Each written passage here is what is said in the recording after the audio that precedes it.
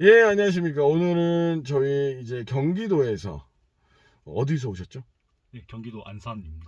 경기도 안산에서 오신 남자 직장인 분이시고, 오늘 저희 지금 원룸 한 1억 이하 원룸을 열심히 또 찾아서 대출되는 곳으로 보여드렸어요. 그래서 마음에 드신 곳도 있고, 마음에 안 드신 곳도 있어서 좀 제가 인터뷰 요청을 했고, 오늘 그 두 가지를 말씀드리려고 하는데, 가계약 진행 방법.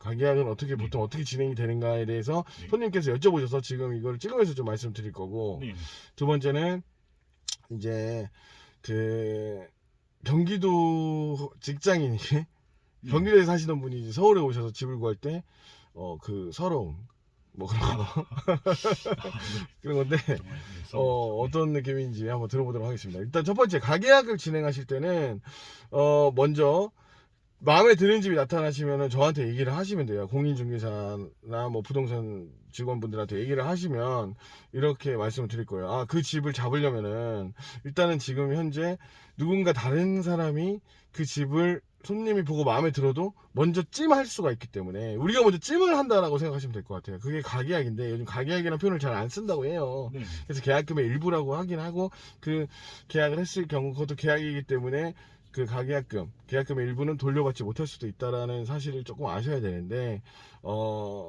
어찌됐건, 그래서 좀 신중하게 하셔야 되고, 네, 근데 그 집이 마음에 들면 내가 먼저 계약금도 마련해야 되고, 뭔가 그 집주인도 만나야 되니까, 계약을 바로 지금 정식 계약을 진행할 수 없을 경우, 네, 가계약이라는 이제 표현을 좀 안 쓰긴 하지만 저는 그냥 쓸게요. 가계약을, 어, 진행해야 되는데 찜을 해야 되는데 그럼 얼마 정도가 필요하냐면 원룸은 보통 한 7천에서 한 1억 5천 정도 사이가 된다고 치면 네, 그러면 한 이런 경우는 계약 가격금을 50만 원에서 100만 원 정도를 집어넣습니다. 네, 그러면 네, 가계약을 진행하기 전에 공인중개사한테 넣느냐? 아닙니다. 이건 어떻게 넣어야 되냐면 집주인 명의로 넣어야 돼요. 그래서 등기부 등본을 뽑아야 됩니다. 그러면 그쪽 부동산에서 등기부 등본을 뽑아줍니다. 뽑아주면 그걸 확인하고 그 다음에 그 집이 문제가 없는지 권리관계에 문제가 없고 대출이 나오는 집인지 건축물 대장도 확인하고 해서 그거를 완료가 되면은 문제 없다 입주 날짜까지 맞췄다 그러면은 이제 거기다 50만 원에서 100만 원 정도를 넣습니다. 그러면은 네, 그 집주인 계좌를 받아야 되죠. 그럼 등기부상의 그 집주 소유주와 일치를 해야 되는 거예요. 네, 네, 소유주가 두 명이면 그 중에 한 명하고 일치를 어쨌든 한 명의 계좌번호 받아야 되는 거고 네, 돈을 딱 넣는 순간 가계약이 됩니다. 보통 뭐 이상한 사기를 치지 않는 이상은 가계약이 성립이 됩니다. 그러면 이제 날짜를 이제 계약서 작성 날짜를 잡아야 되는데 네. 계약금은 보통 요즘에 원래 10%였는데 젊은 분들이 이제 5% 정도까지는 아, 5%만 해도 대출이 나오기 때문에 아, 5%를 많이 요청을 하시고 집주인분도 어느 정도 들어주는 추세가 됐어요. 그래서 그렇군요. 가계약이 들어가면 그 네, 대신 한 일주일 정도 한 3일 정도 돼가 제일 좋죠. 집주인하고 임차인하고 네, 시간을 맞춰서 계약서 작성은 일을 정합니다. 그 계약서 작성 시간까지 정해서 네, 네, 실제로 오셔서 쓰는 게 임차인도 그렇고 집주인도 그렇고 실제로 오시는 게 제일 좋습니다. 네, 네, 그래서 이제 계약서를 쓰고 계약서를 쓸 때쯤 마지막으로 이제 계약금을 5%든 10%든 정한 금액을 입금을 하시면 네, 네, 그러면 이제 계약이 성립이 되고 그 이유를 알려드리면 이제 그 이유를 알려드리면 네, 네. 계약서를 쓰고 나서 그 다음에 확정일자를 받으셔야 돼요. 계약서에 아, 네, 네. 은행에서 요구하기 때문에 그리고 영수증을 받으셔야 되고 계약금 영수증.